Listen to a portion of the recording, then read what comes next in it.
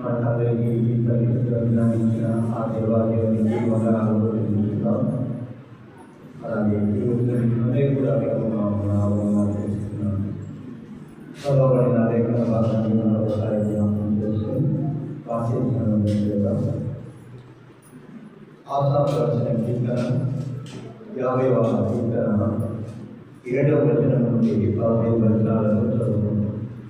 నా జనులారా, నేను మాట్లాడబోతున్నాను, ఆలోచించి ఇశ్రాయేలు ఆలకింపుము. నేను దేవుడను, నీ దేవుడను, నేను నీ మీద సాక్ష్యము పలికెదను. నీ బలుల విషయమై నేను నిన్ను గద్దించలేదు. నీ దహన బలులను నిత్యము నా ఎదుట కనబడుతున్నవి. నీ ఇంట నుండి కోడెనైనను, నీ మందల నుండి పొట్టేళ్లనైనను నేను తీసుకున్నాను. అడిగులన్నీ ఏ కొండల మీది ప్రజలన్నీ నావే కదా. కొండలలోని పక్షులన్నింటినీ నేను ఎరుగుదును. పొలములోని పశుపాలను నా వశమై ఉన్నవి. లోకమును దాని పరిపూర్ణతయు నావే.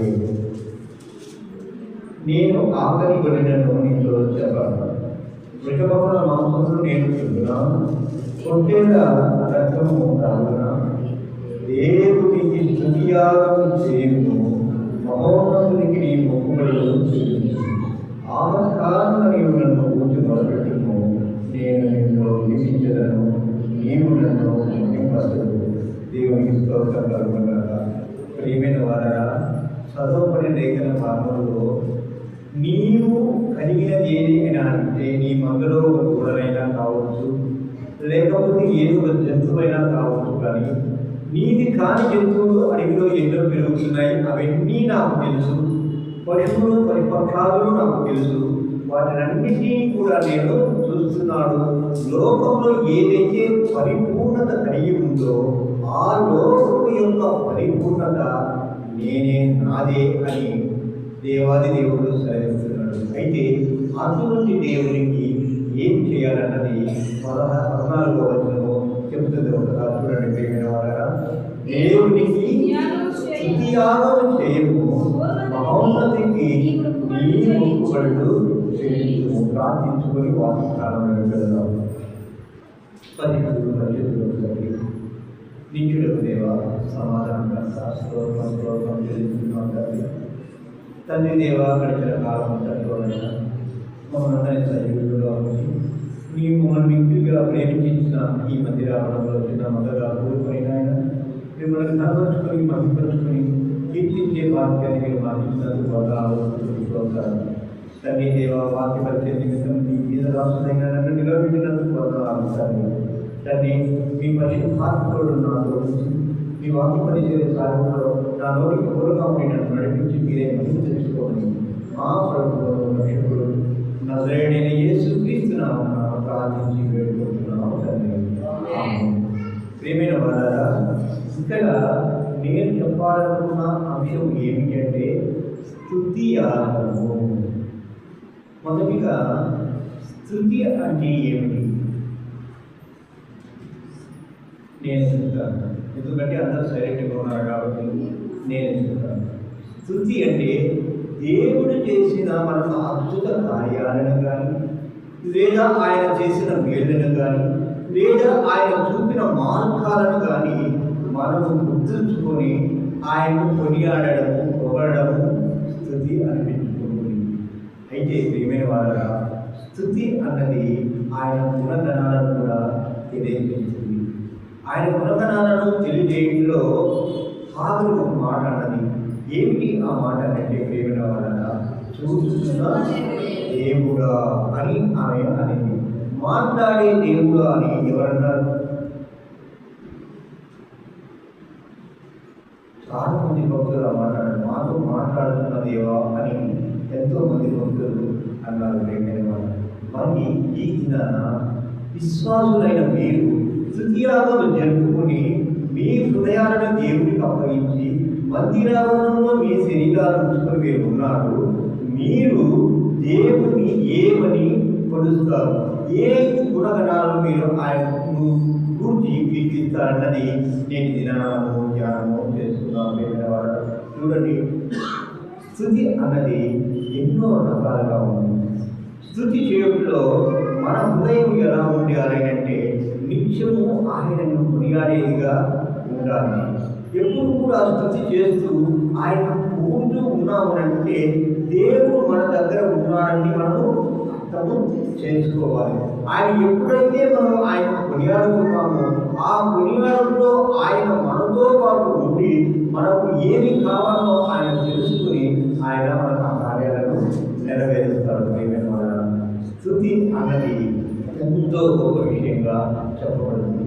ప్రియమైన వారా, ఈ స్తుతి గురించిన కొన్ని వచనాలను మనము ఇక్కడ ధ్యానం చేస్తాం. 2వ దినవృత్తాంతములు 8వ అధ్యాయము 14వ వచనం చూసినట్లయితే, ప్రియమైన వారా, దావీదు మహారాజు మందిరం కొరకు పురాణంలో ప్రత్యక్ష పురాణంలో మందిరం కొరకు కొంతమందిని ఏం చేశాడంటే, ప్రియమైన వారా, సేవకులను ఆయన నియమించాడు. దేని కొరకు అంటే స్తుతి చేయడం కొరకు కొంతమందిని ఆయన నియమించినట్టుగా మనం అక్కడ చూస్తున్నాం. ప్రియమైన వారా, అలాగే మనం గమనించినట్లయితే ఇదే దినవృత్తాంతంలో 20వ అధ్యాయము 1వ వచనం చదివిన తర్వాత 22వ వచనం చదువుతాం. ప్రియమైన వారా, ఇది అయిన తర్వాత మోయాబీయులను అమోరీయులను మెమోనీయులలో కొందరు దండించి యెహోషాపాతు మీదికి వచ్చిరి. ఇక్కడ చూడండి, యెహోషాపాతు మీదికి ఎవరైనా ముగ్గురు దండించి వచ్చారు. ఆ ముగ్గురిని ఇక్కడ వారు ఏం చేశారు చూడండి, 22వ వచనం, వారు పాడులకు స్తుతించుటకు మొదలు పెట్టగా యెహోవా యూదా వారి మీదకు వచ్చిన అమ్మోనీయుల మీదను మోయాబీయుల మీదను చేరు మన్యవాదుల మీదను మావాలను పెట్టెను కనుక వారు అదులయ్యి. దేవుని స్తోత్రం కలుగునుగాక. చూడండి, ఇక్కడ స్తుతి చేస్తూనే ఒక యుద్ధంలో ఎవరు సైన్యము పాల్గొనకుండానే దేవుడే ఆ వచ్చే సైనికుల మీద శత్రువుల మీద మాటలను పెట్టి వారిని అతులవలాగా చేశాడు. ప్రేమైన వారు, ఇక్కడ మనం ఏమైనా చేయలేని పక్షమున ఆయనే అన్ని కార్యాలు ఎవరినైనా సరే మన కొరకు నియమించి ఆ కార్యాలు చేస్తాడు. ఏం చేస్తే చేస్తారన్నది ఇక్కడ చెప్పబడింది. స్తుతిస్తే ఆ కార్యాలన్నీ కూడా ఆయన చేస్తాడని మనకి ఇక్కడ తెలియజేయబడుతుంది. ప్రియమైన వారు, స్తుతి అనేది మన హృదయంలో ఎప్పుడు నిరంతరము కొనసాగేదిగా ఉండాలన్నది మనము జ్ఞాపకము చేసుకోవాలి. అలాగే అపోస్తలుల కార్యములు 16వ అధ్యాయము 25-26 వచనాలు చూసినట్లయితే, ప్రియమైన వారు, ఆ అపోస్తలుడైన పౌలు మరియు సీలను బందీఖానాలలో బంధించినప్పుడు వారిని విడుదల కొరకైన స్తుతి జ్ఞానాలు అక్కడ జరిగినట్టుగా మనము చూస్తాం. ప్రియమైన వారు, 16వ అధ్యాయం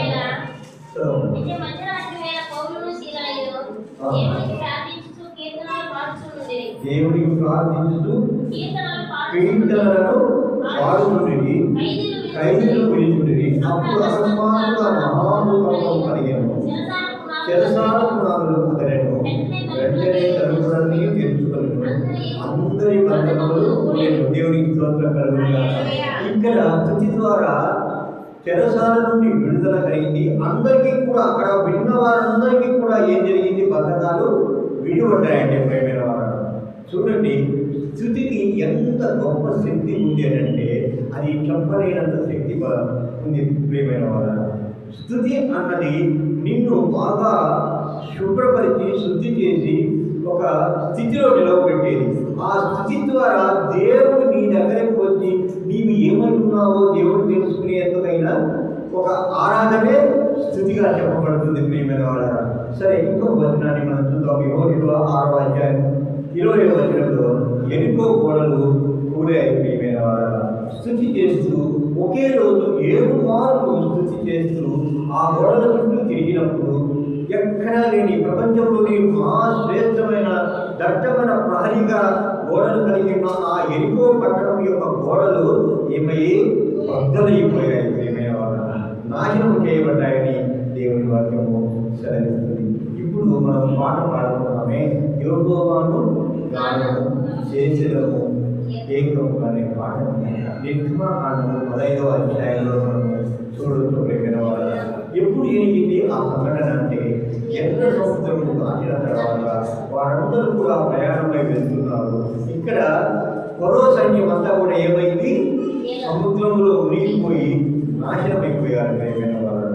అప్పుడు ఈ మోషే మిరియాము అహరోనులు పాడిన పాటని, మిరియామే ఈ పాటని ఎక్కువగా పాడినట్టుగా లేఖన భాగాలు తెలియజేస్తుంది.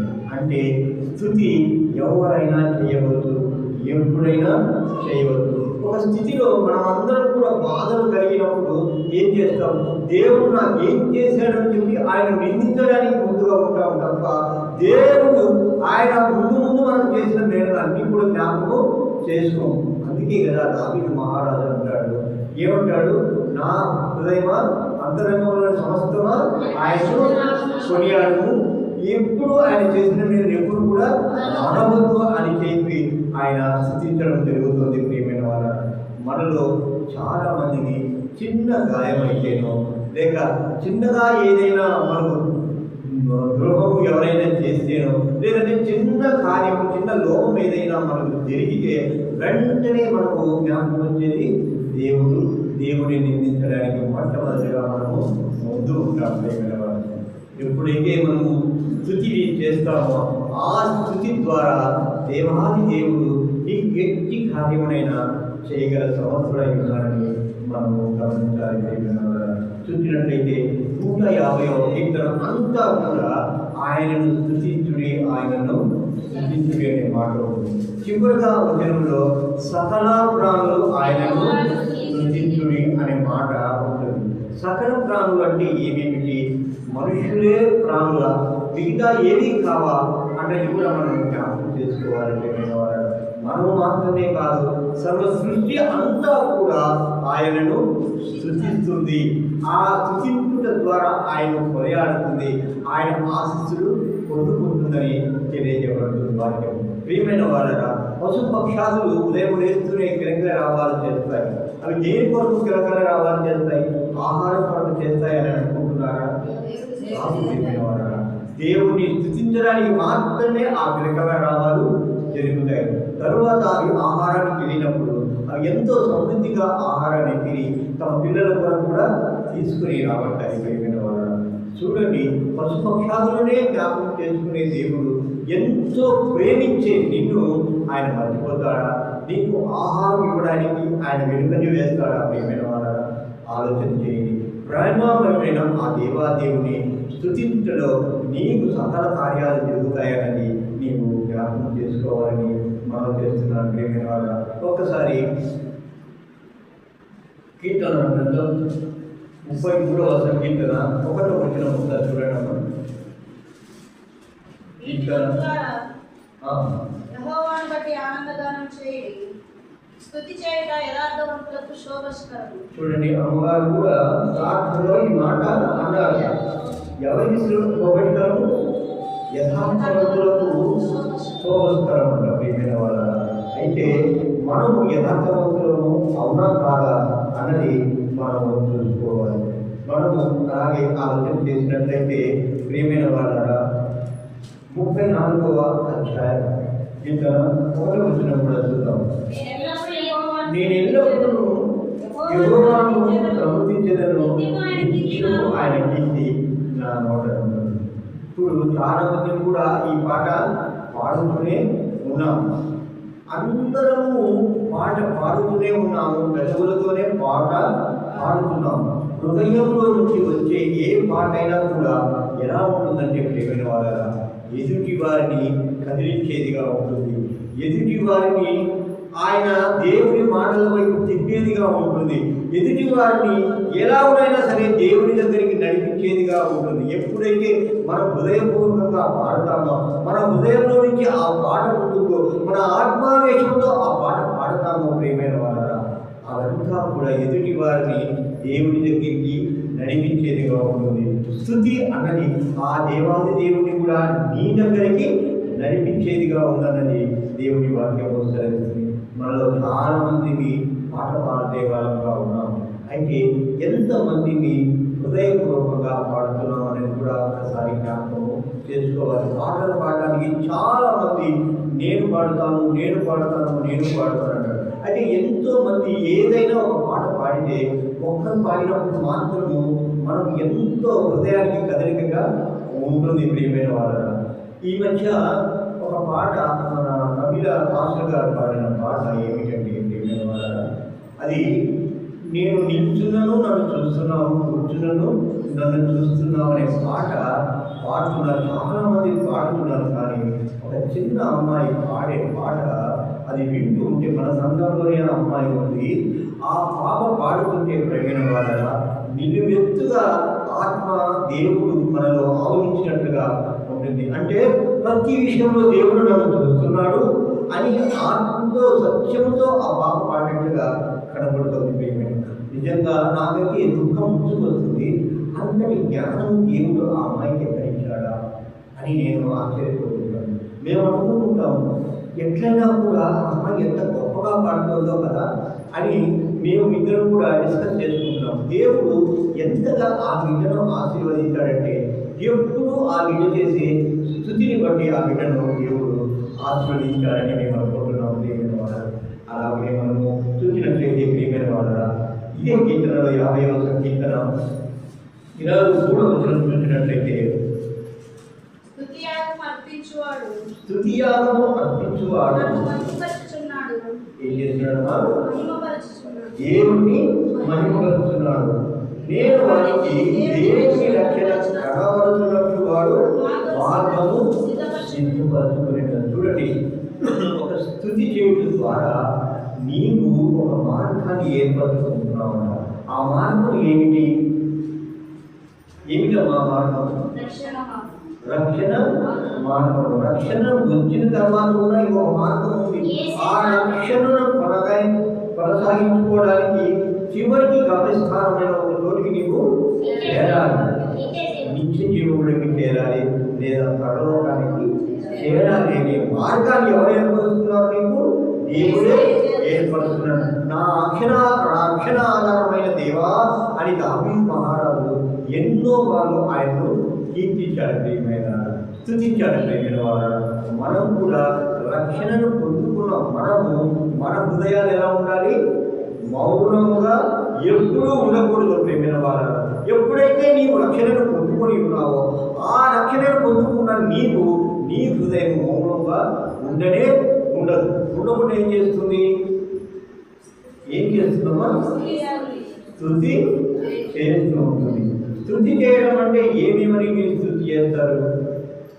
ఇందాకే చెప్పుకున్నాం కదా, ఆయన చేసిన మనం అనుకోవచ్చు, ఆయన చేసిన అద్భుత కార్యాలను మనం అనుకోవచ్చు, ఇంకా ఆయన గుణగణాలను కూడా మనము స్తుతించవచ్చు.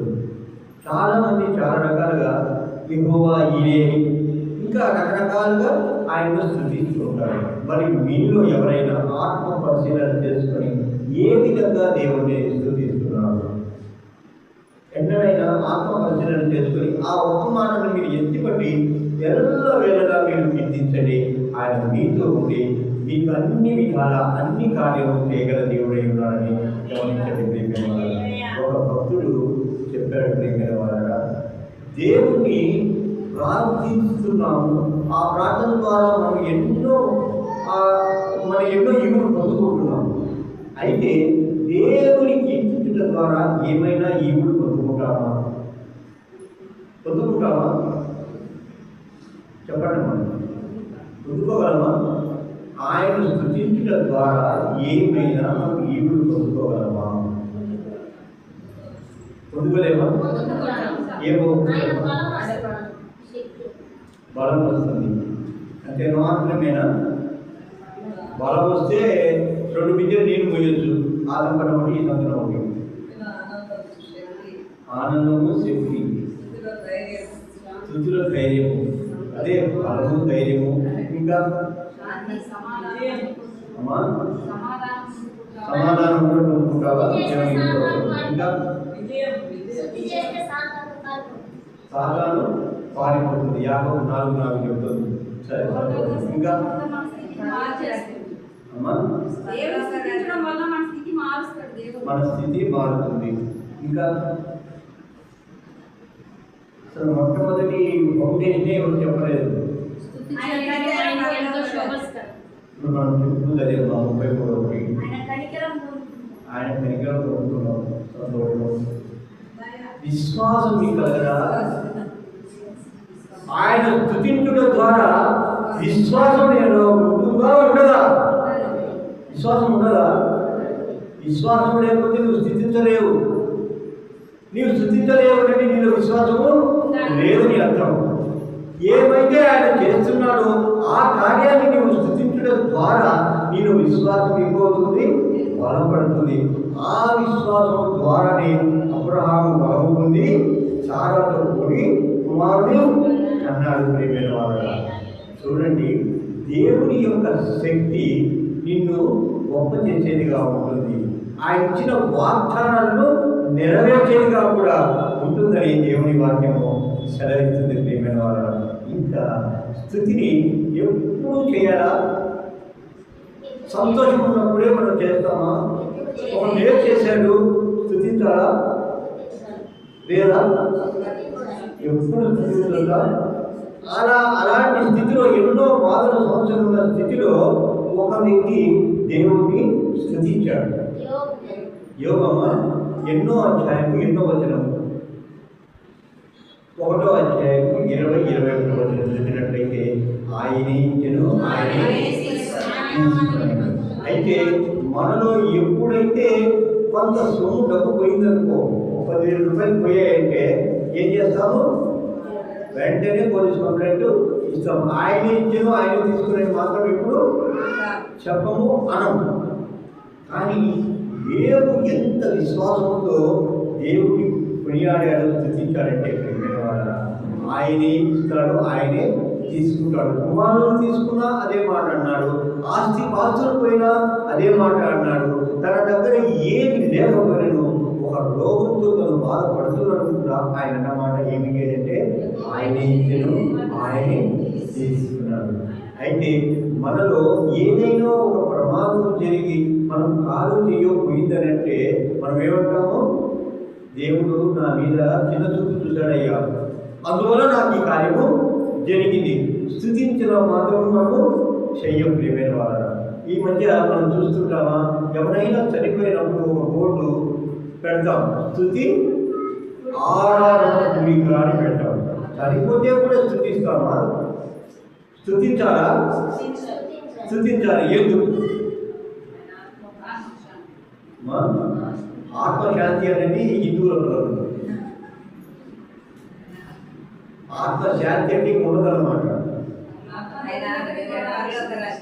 పరలోక రాజ్యానికి చేరాడు. అందరూ కూడా వాళ్ళ సమాధానం మీద రాసుకునే మాటలు ఏమిటి? నిద్రించినాడు ప్రభునందు. ఆయన బాప్తిసమే తీసుకోడు, కానీ ప్రభునందు నిద్రించినాడని చెప్పి మాత్రం బోర్డు జాగ్రత్తగా రాసుకుంటారు. అలాగే నా బతుకు తుదముంటుంది, నా విశ్వాసమును కాపాడుకోండి, అలాగే ఎక్కడికి చేరుకోవాలి అక్కడ చేరుకున్నాను, నేను పెంచాను అని చెప్పి పౌరులాగా అందరూ రాసుకుంటారు.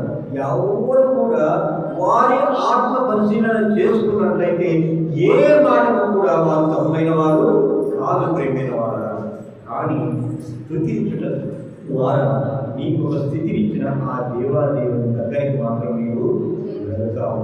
అయితే విశ్వాసమైన నీవు, ప్రభువునందు నడుస్తున్న నీవు మాత్రము ఈ మౌనంగా ఎప్పుడు ఉండవు. కూర్చున్నను లేచినను ఆయనను స్తుతించేవాడిగా మాత్రము ఉంటావు. ప్రేమైన వారు ఒక్క వచనంలో కీర్తన గ్రంథం 56వ కీర్తన 13వ వచనం, నేను నీకు మొక్కుబడి ఉన్నాను, నేను నీకు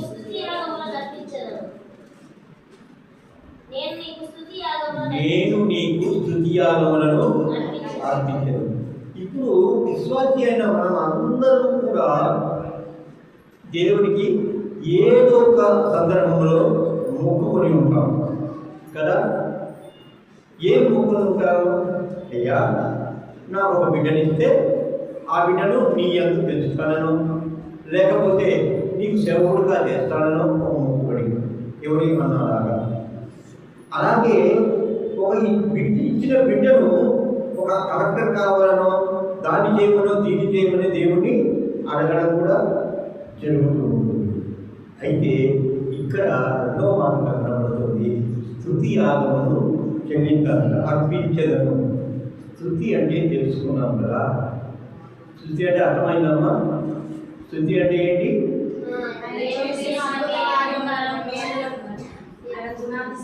ఆనందాలు కొనియాలి. మరీ ముఖ్యంగా చెప్పడం ఏంటంటే దేవుని ప్రేమించడమే స్తుతి. దేవుని నీవు ఏమైతే ప్రేమిస్తావో ఆయన ఆజ్ఞలకు విధేయత చూపి ఆయన ఆజ్ఞలను అనుసరించి ఆయన చెప్పినట్లు వినడం ద్వారా నీవు ఆయన ప్రేమించేదానిగా ఉంటావు. ఎవరైతే ఆయన ప్రేమిస్తారో ఆ ప్రేమించే వారే ఆయన ఆజ్ఞలను అనుసరిస్తారని దేవుని వాక్యము సెలవిస్తుంది. ప్రియమైన వారు, అయితే ఇక్కడ యాగం గురించి మనము ఈ దినాన తెలుసుకున్నాం. యాగం అంటే ఏమిటి? యాగం అంటే బలి, దహన బలి అని చెప్పవచ్చు. అయితే ప్రియమైన వాళ్ళ పాత నిబంధన కాలంలో ఎన్నో రకాలైన బలులు కనబడతాయి. ఆ బలులన్నిటికీ కూడా సాదృశ్యమైన యేసు ప్రభువు ఉన్నాడు. ఆయనే నీ కొరకు నా కొరకు ఏమయ్యాడు? ఒకే ఒక బలిగా ఆయన తన్ను తాను సమర్పించుకున్నాడు. ఎఫెసీయులకు రాసిన పత్రిక 10వ అధ్యాయం 10వ వచనం చూసినట్లయితే ప్రియమైన వారు, ఆ మాట మనకు స్పష్టంగా కనబడుతుంది. అక్కడి నుండి 13 వచనాల వరకు కూడా కంటిన్యూస్గా చదువుకుంటే ఆయనే ఒక్కడే నీ కొరకు నా కొరకు మన పాపాల నిమిత్తమై బలి అర్పణగా ఆయన సమర్పించుకున్నట్టుగా దేవుని వాక్యము సెలవిస్తుంది. ఏదైనా ఒక ఎద్దును మనం బలిస్తున్నాము ఈ సంవత్సరం, రేపు సంవత్సరం కూడా మనము బలి ఇవ్వవలసిందే. ఒక పొట్టేను బలిస్తున్నాము మన పాపాల నిమిత్తము, రేపటి సంవత్సరము మనం ఇంకా బలి ఇవ్వవలసిందే. కానీ ఈ బలులన్నిటినీ కొట్టివేయడానికి ఆయన ఒక్కడే తాను బలిగా మారినట్టుగా మనము చూస్తున్నాము. ప్రియమైన వారు, చూసినట్లయితే మనము ఒకసారి ఎఫెసీయులకు రాసిన పత్రిక 14వ అధ్యాయం చూడండి. 14వ వచనం, 10వ అధ్యాయం 14వ వచనం.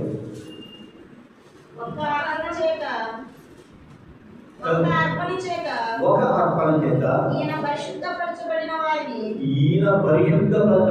వారిని సదాకాలమునకు సంపూర్ణంగా చేసినాడు. దేవుని స్తోత్రం. చూడండి, నిన్ను నన్ను పరిశుద్ధపరచడానికి ఆయన ఒక్కడే బలిగా మారబడ్డాడు. ప్రియమైన వాడు, మార్చుకున్నాడు తమని.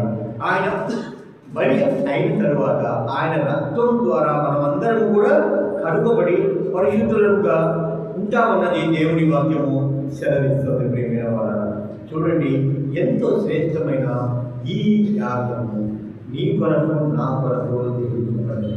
అయితే మనము ఏ యాగం ఇవ్వగలవారు? మనలో కూడుకున్న ఇక్కడ అందరూ కూడా దేవుడు మన కొరకు ఒక యాగం అయ్యాడు. ఆయన తను తాను బలిగా సమర్పించుకున్నాడు. మరి నీవు నేను ఆయన కొరకు ఏమి సమర్పించుకోవాలి? ఒక్కసారి చూడండి ప్రియమైన వారు, కీర్తనల గ్రంథం 34వ సంకీర్తన 18వ అధ్యాయం 18వ వచనం. విరిగిన హృదయము గలవారికి యెహోవా ఆసనుడు, నలిగిన మనసు గలవారిని ఆయన రక్షించును. దేవునికి స్తోత్రం కలుగునుగాక. చూడండి, ఇక్కడ విరిగి నలిగిన హృదయానికి ఆయన ఆసనుడు అంటే దగ్గరగా ఉన్నవాడు, ఆత్మీయుడుగా ఉన్నవాడు. ఏదైతే నీవు విరిగి నలిగి ఉన్నావో నీ స్థితిని ఆయన ఎరిగిన వాడు కనుక నీ దగ్గరే ఆయన ఉంటారన్నది దేవుని వాక్యము సెలవిస్తుంది. అలాగే ప్రేమైన వార 51వ సంకీర్తన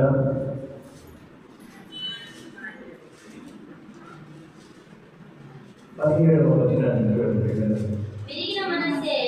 విరిగిన మనస్సే దేవునికి ఇష్టమైన బలులు. దేవా, విరిగిన హృదయం నీవు నష్టము చేయవు. దేవునికి స్తోత్రం కలుగుగాక. ఈ దినాన దేవుని మాట ద్వారా మీకు హెచ్చరిక చేస్తున్న చెప్తున్నాను ప్రియమైన వాళ్ళ, మీలో ఎంతమంది అయితే ఎన్నో రకాలైన బాధలతో మీరు ఉన్నారో వాటన్నిటినీ కూడా దేవుని మీద వేయమని మనం చేస్తున్నాం. ఎందుకంటే ఆ మాట ద్వారా మీరంతా కూడా ఆయనకు దగ్గరగా ఉన్నవారు. మీ విరిగి నలిగిన మనస్సే ఆయనకు ఒక బలిగా అర్పించబడి ఉన్నది. అయితే మనలో చాలా మంది ఏం చేస్తామంటే ప్రేమైన వాళ్ళ, ఎంతగా లోక మర్యాదలను అనుసరించి లోకంలో ఏవైతే జరుగుతున్నాయో వాటికి ప్రాధాన్యత ఇస్తున్నాము.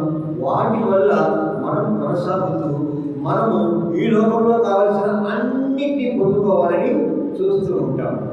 అయితే చూస్తున్నాం ప్రియమైన దేవుని వాక్యం సెలవిస్తుంది కదా, నీ విరిగి నలిగిన మనస్సే ఆయనకు బలిగా ఉంది. ప్రియమైన వాళ్ళ, ఆయన బలులు కోరే దేవుడు కాదు. ఏ బలి కూడా నీ పాపాన్ని పోగొట్టదు, నీ స్థుతి కూడా నీ పాపాన్ని పోగొట్టదు. కాకపోతే ఒక యాగము మాత్రమే నీ పాపాన్ని పోగొడుతుంది. అది యేసుక్రీస్తు అయిన యాగము చేసిన ఆయన. ఆ యాగాన్ని నువ్వు నమ్మి ఆయన పరిశుద్ధ రక్తం ద్వారా నీవు పవిత్రురాలుగా మారబడ్డావనంటే అప్పుడు మాత్రమే నీ పాప క్షమాపణ జరిగి నీవు పరిశుద్ధురాలిని పరిశుద్ధుడిగా మార్చబడతావన్నది దేవుని వాక్యము సెలవిస్తున్నారు. అలాగే చూస్తున్నట్లయితే ఈ స్థుతి దేవుని వైపుకు నిన్ను నడిపిస్తుందని గమనించుకోవాలి. అలాగే రక్షణ పొందిన నీ హృదయం ఎప్పుడు కూడా దేవుణ్ణి స్థుతి చేస్తూ ఉండాలన్నది మనము గమనించాలి. ఒక్కసారి రోమీయులకు రాసిన పత్రిక 12వ అధ్యాయం 1-2 వచనాలు చూడండి. ప్రియమైన వారు, చాలా శ్రేష్టమైన మాటలు. కాబట్టి సహోదరులారా, పరిశుద్ధమును దేవునికి అనుకూలమునైన సజీవ యాగముగా నీ శరీరమును ఆయన కొరకు సమర్పించుకొని దేవుని వాత్సల్యమును బట్టి మిమ్మల్ని బతిమాలుకొనుచున్నాను. ఇంటి సేవ మీరు ఈ లోక మర్యాదను అనుసరింపగా అనుకూలము సంపూర్ణమై ఉన్న దేవుని చిత్తలేదు తెలుసుకున్నట్లు మీ మనస్సు మారి నూతనము వలన రూపాంతరము పొందుడి. దేవుని ప్రియమైన వారరా, మీ మనస్సును మారి రూపాంతరంగా మీరు మార్చబడాలి. ఎప్పుడైతే మీరు రూపాంతరం చెందుతారో ప్రియమైన వారరా, దేవుడు మీ స్థుతిని, మీ యొక్క యాగాన్ని ఆయన స్వీకరించే వారు ఉంటారని దేవుని వాక్యము సెలవిస్తుంది. ప్రియమైన వాళ్ళ, రూపాంతరం అంటే ప్రియమైన వాళ్ళ, ఒక చిన్న కథను మీకు చెప్పాలని నేను ఆశపడుతున్నాను. ఒక శిల్పి ఒక రాయిని తీసుకొని వచ్చాడు. చుట్టూ పరదా వేసి లోపల ఆ రాయిని ఏదో బొమ్మగా మలుస్తూ ఉన్నాడు. రాయిని తెచ్చేటప్పుడు మనలాంటి వాళ్ళని ఎందరో చూసాము. ఏంటి ఇలాంటి రాయిని తీసుకొచ్చాడు, దీంతో ఏం చేస్తాడో ఈయన అని అనుకున్నారు ప్రియమైన వాళ్ళు. అయితే ఒకరోజు ఆ పరదాలు తొలగించిన తర్వాత ఆ బొమ్మను చూసిన మనలాంటి వారందరూ కూడా ఎంత అద్భుతంగా ఈ శిల్పి చెక్కాడు అని అందరూ కూడా ఆయన దగ్గరికి వెళ్ళి, అయ్యగారు మీరు ఈ శిలను ఎలా చెక్కారు అని అంటే ఆయన ఒక మాట మన జీవితాలు మనం ఆలోచించుకున్నాం. ఇందులో ఏదైతే వ్యర్థం అనిపించుకున్నానో, నేను ఒక ఆకారంగా రావడానికి ఏ స్థితిలోకైతే నేను వెళ్ళాలనుకుంటున్నానో ఆ స్థితిలోకి నేను వెళ్ళడానికి ఏదైతే ఆ బొమ్మ ఉన్న అనవసరమైన వాటిని అన్నింటినీ కూడా తీసివేశాను. అందువల్ల అది అద్భుతమైన బొమ్మగా మారింది. అలాగే మనం కూడా మన జీవితాల్లో ఏదైతే అనవసరంగా ఉందో, ఏదైతే మనకు కాకుండా ఉందో, ఏదైతే మనం వద్దనుకుంటున్నామో, ఏదైతే దేవుడికి అయిష్టంగా ఉందో వాటిని తీసివేయాలని మనం ఆయన స్తుతించాలి. ప్రియమైన వారు, ఇలా మనము రూపాంతరం చెందాలన్నది దేవుని వాక్యము సెలవిస్తుంది. ఇలా మనం ఏమై ఉండాలి? సజీవ యాగముగా ఆయనకు మనము సమర్పించుకోవాలి. సజీవ యాగముగా అంటే క్రీస్తు ఒక మాట అంటాడు, నీవు నూతన జన్మ ఎత్తితే కానీ నీవు మారు మనసు పొందినట్టు కాదు అని అంటాడు. ఇక్కడైతే రూపాంతరం చెందమంటున్నారు ప్రియమైన వారు. అయితే ఈ సజీవ యాగము ఎలాంటిదిగా ఉండాలి అంటే మనము మనస్సులో చచ్చిపోవాలి. ఎలా ఉందంటే ఒక గోధుమ గింజ భూమిలో పడినప్పుడు ఎలా చచ్చిపోయి మళ్ళీ మనకెత్తి గొప్ప ఫలాన్నిస్తుందో అలాంటి వారంగా మనం ఉండాలి ప్రియమైన వాళ్ళ. అందుకొరకే దేవుడు చెప్తున్నాడు కదా, మనం ఎప్పుడైతే ఈ లోకంలో మన హృదయాలను, మన పాప నిమిత్తమైన హృదయాలను మనము చంపుకోవాలి, నూతనంగా మనం మారి నూతన జన్మ ఎత్తాలన్నది దేవుని వాక్యము సరిస్తుంది ప్రియమైన వాళ్ళ. చివరగా మీకు కొన్ని మాటలు నేను చెప్పి నేను ముగిస్తాను ప్రియమైన వాళ్ళ. ఇలాగ రూపాంతరం పొందిన మనం దేవుని స్తుతిస్తూ దేవుని వారసులుగా, దేవుని రాజ్య వారసులుగా మనం మాట్లాడాలని దేవుని వాక్యము చదివిస్తుంది. ఫిబ్రవరి రాసిన పత్రిక 13వ అధ్యాయము 14 నుండి 16 వచనాలను ప్రియమైన వారు. నిలువరమైన పట్టణము మనకు ఇక్కడ లేదు కానీ ఉండబోతున్న దాని కోసము ఎదురు చూస్తున్నాము. చూడండి ప్రియమైన వాళ్ళరా, నిలువరమైన పట్టణం ఇక్కడ మనకు లేదు. ఇక్కడ మీరు ఎన్ని విద్యలు సంపాదించుకున్నారు, ఎన్ని వేల కోట్ల ఆస్తుల భవంతులు కలిగి ఉన్నారు, మీకు ఇక్కడైతే నిలవడానికి ఏమీ లేదు. నిలువరమైన పట్టణం ఇక్కడ మనకు లేదు. దాని కొరకు మనం ఏం చేస్తున్నాము, ఉండబోతున్న దాని కోసము ఎదురు చూస్తున్నాము. కుటుంబంలో ఎవరు చూడమా, వెదకుచున్నాము. మనము ఆ పరలోకమున్న పట్టణం కొరకు మనము వెదకాలని దేవుని వాక్యము సెలవిస్తుంది. కాబట్టి ఆయన ద్వారా మనము దేవునికి ఎల్లప్పుడూ స్తుతియాగము చేయుదము. ఎవరి ద్వారా? ప్రభువైన యేసుక్రీస్తు ద్వారా మనము దేవునికి స్తుతియాగము ఎల్లప్పుడూ జరిగించే వారంగా ఉండాలి. అంటే ఈరోజు నేను బాప్తిసం తీసుకున్నాను, పరిశుద్ధున్నయ్యాను, నా నోటి ద్వారా ఆయన ఒప్పుకున్నాను, నా రక్షకుడని చెప్పి నేను బాప్తిసం తీసుకున్నాను, ఈ రోజు నుండి నేను గొప్పగా ఉంటాను అని మీరు మనస్సులో అనుకుంటే సరిపోదు. మీ ప్రవర్తన మారాలి, మీ యొక్క ఆలోచన సరళి మారాలి, మీరు చేసే పనులు మారాలి. ఎవరైతే మీరు ఏమైతే చేయాలనుకుంటున్నారో అవన్నీ కూడా క్రీస్తును పోలి ఉండాలన్నది దేవుని వాక్యము సెలవిస్తుంది ప్రియమైన వాళ్ళరా. చూడండి, మనం అలాగే చూసినట్లయితే 15వ వచనంలోనే, అనగా ఆయన నామమును ఒప్పుకొనుచు జిహ్వఫలము అర్పించుదము. జిహ్వఫలం అంటే ఏంటమ్మా? జిహ్వం అంటే ఏమిటి? జిహ్వ అంటే నాలుక. దీని ఫలం ఏమిటి? మాట. ఆ మాటే స్థితిగా ఉండాలి. ఎప్పుడైతే మన హృదయంలో ఏమైతే మనం ఉందో ఆ హృదయంలో ఉన్న మాటలనే మనం ఎక్కువగా మాట్లాడుతున్నాం. ఇప్పుడు ఒక అధికారి ఉన్నాడు, ఆ అధికారి గురించి నీకు ఒక అభిప్రాయం ఉంది. నిన్ను వచ్చి ఏమమ్మా పలానా అధికారి ఎలాంటి వాడు అని అంటే ఏం చెప్తావు? నీకు ఏదైతే అభిప్రాయం ఆయన మీద ఉందో, ఏదైతే హృదయంలో ఒక నిర్దిష్టమైన భావన ఆ అధికారం మీద నువ్వు కలిగి ఉన్నావో అది మాత్రమే ఎట్లా చెప్తావు? నోటి ద్వారా, జిహ్వఫలము ద్వారా చెప్తావు. అయితే నీకు ఎన్నో మేలు చేసిన ఆ దేవుడిని స్తుతిస్తూ ఉన్నావు. అయితే ఎలా స్తుతిస్తూ ఉన్నావు? నోటి పెదవుల ద్వారా మాత్రమే స్తుతిస్తూ ఉన్నావు. హృదయాంతరాల్లోంచి వచ్చే మాటలతో ఆయన నువ్వు స్తుతిస్తున్నావా లేదన్నది నీవు గమనించుకోవాలి, ఆత్మ పరిశీలన చేసుకోవాలన్నది దేవుని వాక్యం సెలవిస్తుంది. ప్రియమైన వాళ్ళరా, ఈ జిహ్వఫలము చాలా గట్టిది, చాలా ఘనమైంది. ఈ జిహ్వఫలం ద్వారా చాలా మంది భక్తులు ఏం చేశారంటే ఆయన్ని తమ దగ్గరికి పిలిపించుకున్నారు, ఎన్నో కార్యాలు ఆయన ద్వారా జరిగించుకున్నారు. ప్రియమైన వారు, మరి మనలో ఎంతమంది మన జిహ్వఫలాల ద్వారా దేవుని మన దగ్గరికి రప్పించుకోగలమా? లేదా మనం ఆయన దగ్గరికి వెళ్ళగలమా?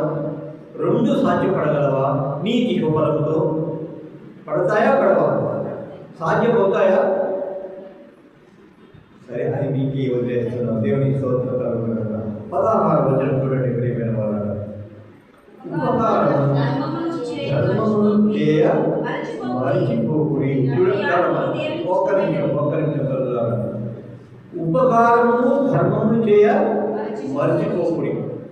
ఉపకారం అంటే ఏమిటి? ఒక మనిషికి కీడు చేయకుండా, అపకారం చేయకుండా ఏదైతే మేలు కలిగిస్తామో దాన్ని మాత్రమే ఉపకారము అంటారు. అది ఉపకారం మనం ఎప్పుడూ చేయగలవారమనే ఉండాలి. ప్రభువైన యేసుక్రీస్తు శిలువకు ముందు అందరూ కూడా ఆయన కొట్టారు, తిట్టారు, ముఖం మీద ఉప్పు వేశారు, పిడిగుద్దులు గుద్ది మేము గుద్దిన వారిని ఎవరో చెప్పు అని చెప్పి, ప్రవచించమని చెప్పి ఎంతోమంది ఎన్నో రకాలుగా మాట్లాడిన సిలువ ఎక్కిన తర్వాత ఆయన చెప్పిన మొట్టమొదటి మాట ఏమిటంటే, తండ్రి వీరేది చేస్తున్నారో వీరెరుగరు కనుక వీరిని క్షమించమన్నాడు. చూడండి, ఎంత అద్భుతమైన ఆ క్షమాపణ మరి నీలో నాలో ఉందా?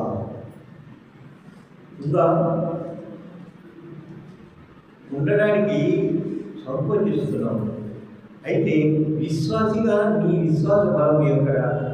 ఆయన స్తుతిస్తున్నావే, అయ్యా నీవు గొప్పవాడివి, నీవు ప్రేమమయుడు, నీ కరుణామయుడు అంటున్నావే, కానీ నీ జీవితంలో ఆ స్థుతి కానీ నీవు అనుసరించట్లేదు. ప్రియమైన వారు చూడండి, ఎదుటి వారు కనబడినప్పుడు వారి మీద ఎంతో ప్రేమ కనబడుతాం, లోపల మాత్రం వీళ్ళు నాశనమైపోతే బాగుండే అని లోపల కోరుకుంటూ ఉంటాం.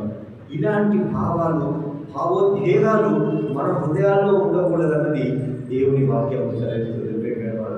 చూడండి, మనం ఎంతగా ఆయన స్తుతిస్తున్నామో ఇదే నోటితో ఇతరులు కూడా మనము దూషిస్తున్నామని దేవుని వాక్యము సెలవిస్తుంది. ప్రియమైన వాళ్ళు చూడండి, మనం ఉపకారమును ధర్మమును చేయ మరచిపోకూడదు. ధర్మం అంటే ఏంటమ్మా? ఉపకారము సహాయం చేయడం అనుకున్నాం. ధర్మము అంటే ఏమిటి?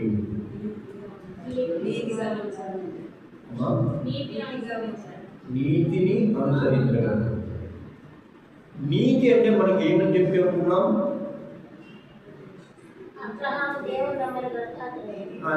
నీతి అనేది దేవుని నమ్మిన నీకు ఏది ధర్మం అనిపిస్తుంది?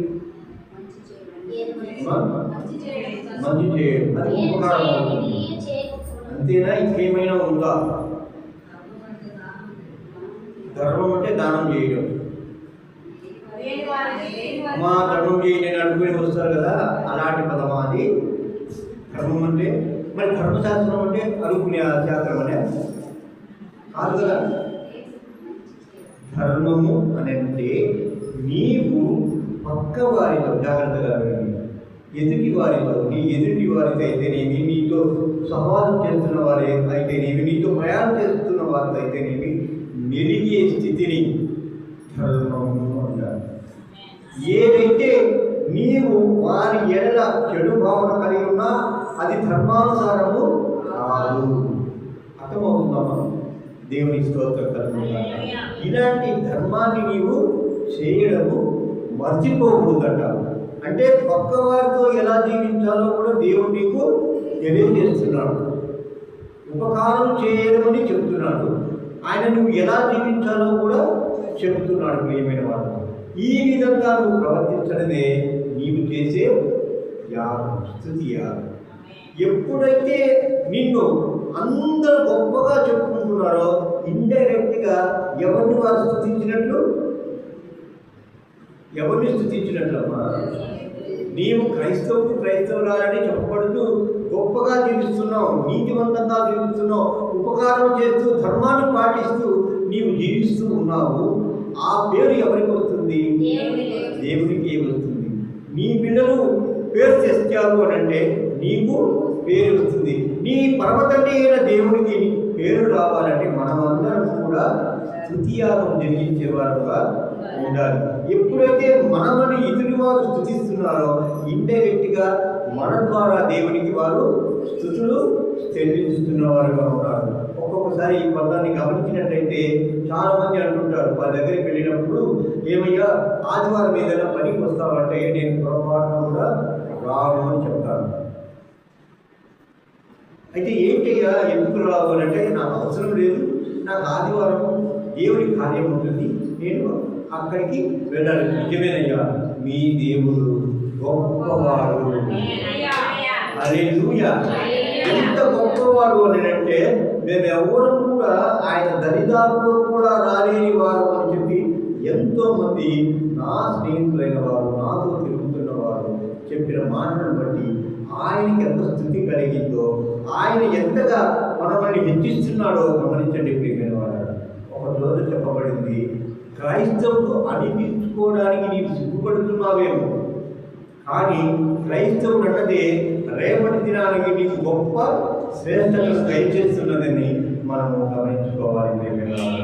నిజంగా మనం ఆలోచన చేసినట్లయితే స్తుతి యాగము నీ హృదయం ద్వారానే జరగాలి.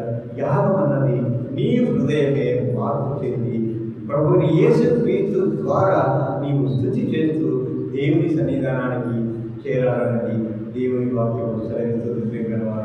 ఈ దినాన మీకందరికీ కూడా నా విన్నపం ఏమిటంటే, మీరు నిజంగా దేవుణ్ణి దివ్యబలము ద్వారా హృదయంలో నుండి వచ్చిన మాటల ద్వారా దేవుని స్తుతిస్తున్నారా, లేక మీ పై మాటలతో ఏదో నాలిక దేవుడు ఇచ్చాడు, పెదవులు మాకు ఇచ్చాడు, ఆ పెదవుల మాటలను బట్టి మేము దేవుని స్తుతిస్తున్నారా అనేది ఒకసారి ఆత్మపరిశీలన చేసుకోండి. అలాగనే మీ మనస్సు విరిగి నలిగినదిగా ఉందా, ఆయనకు ఇష్టమైన బలిగా మీ హృదయాలను మీరు సమర్పించుకొని ఆ విరిగి నలిగిన హృదయాలతో మీరు స్తుతులు చెల్లిస్తూ ఆయన దగ్గరికి వెళుతున్నారా? అప్పుడే దేవునికి ప్రీతి ప్రాప్తులని ఆయన మిమ్మల్ని కోరుకునే వ్యక్తులుగా మీరు ఉన్నారన్నది దేవుని వాక్యం సెలవిస్తుంది. ప్రియమైన వారు, ఈ దినాన మీరే పరిశీలన చేసుకోండి. మేము ఎలాంటి వారు? స్తుతిలో ఒక భాగంగా మేము ఉన్నామా? స్తుతి యాగం చేయగల వ్యక్తులుగా మేము ఉన్నామా? యాగం చేసిన వారంగా మేము ఉన్నామా? సజీవ యాగంగా మన శరీరాలను సమర్పించుకునే వ్యక్తులుగా మనం మార్చుకుంటున్నామా లేదా అన్నది మనమే పరిశీలన చేసుకోవాలని మనం చేస్తున్నాం. చూడండి, మనకు ఈ లోకములో నిలవరమైన స్థానం ఎక్కడ లేదు. పరలోక స్థానమే మనకు స్థిరమైంది, నిలవరమైందని దేవుని వాక్యము సెలవిస్తుంది. ప్రియమైన వారు, మరి మనమందరం కూడా అక్కడికి చేరాలంటే మార్గము ఎవరై ఉన్నాడన్నది దేవుడు సెలవించాడు. ప్రభువైన యేసు క్రీస్తే మార్గముగా ఉన్నాడు, ఆయనే మనకు మార్గము సత్యమై ఉన్నాడు. అయితే మనమందరం కూడా ఆయన ద్వారా స్తుతియాగంగా మార్చబడి మన జీవితాలు ఎల్లవేళలా ఆయన స్తుతించేదిగా, ఆయనను ఆచరించేదిగా, ఆయన మాదిరికరమైన జీవితం కలిగి ఈ శరీరాలు కలిగి ఉండాలన్నది దేవుని వాక్యం సెలవిస్తుంది. మరొకసారి మీకు హెచ్చరిక చేస్తున్నాను, మిమ్మల్ని మీరే పరిశీలన చేసుకోండి. ఆ దేవాది దేవునికి మనం స్తుతియాగంగా ఉంటున్నామా, ఉండమా? ఉన్నట్లయితే నీకు పరలోక రాజ్యంలో సుస్థిరమైన స్థానము ఒకటి ఖచ్చితంగా ఉన్నదని నువ్వు ఈ దినాన్ని రూఢీపరచుకోవచ్చు. ఎప్పుడైనా సరే, ఎక్కడైనా సరే, ఎవరైనా సరే నేను ప్రశ్న వేస్తే ఈ దినాన నేను చనిపోతే ఆయన సన్నిధానంలో నిలబడతాను అన్నది ధైర్యంగా చెప్పగలిగిన స్థితి మనం కలిగి ఉన్నామా లేదా అన్నది ఆత్మ పరిశీలన చేసుకోవాల్సిందిగా మనం చేస్తూ వాక్యాన్ని ప్రారంభిస్తున్నాం. పరిశుద్ధుడు తండ్రి, నీతిలో దేవా, సమాధానకర్త, తండ్రి దేవా, మిమ్మల్ని ప్రేమించే వారుగా ఉండేనైనా మా నోట స్తుతి కీర్తనలు పాడతాం తండ్రి, కొత్త పాట పాడతాం తండ్రి. పరలోకంలో నాయన మీ సన్నిధానంలో చేరి కొత్త గీతము ఆలాపించేవారుగా మేము సహాయం చేసి ఇక్కడ జీవిస్తున్న మేమందరం కూడా నాయన మా జీవితాల్లో ఈ శరీరాన్ని రూపాంతరం చెందుకుని తండ్రి, సజీవ యాగంగా మమ్మల్ని మేము సమర్పించుకుని తండ్రి, మేము మీ పాద సన్నిధిలో ప్రభుత్వమని వేడుకుంటున్నాము. మీ రాకడ పర్యంతమునైనా మేము సజీవులమైనంతలో మమ్మల్ని ఆయన ఆదుకుంటున్న ఆయన మీరు విచ్చేయకుండా తండ్రి మేము మీ కొరకు నిరీక్షించుకోవాలని మమ్మల్ని సహాయం చేసి ప్రభుత్వం మా ప్రభువును రక్షకుడు నజరేయుడైన యేసుక్రీస్తు నామమున ప్రార్థించి వేడుకుంటున్నాం తండ్రి. ఆమేన్.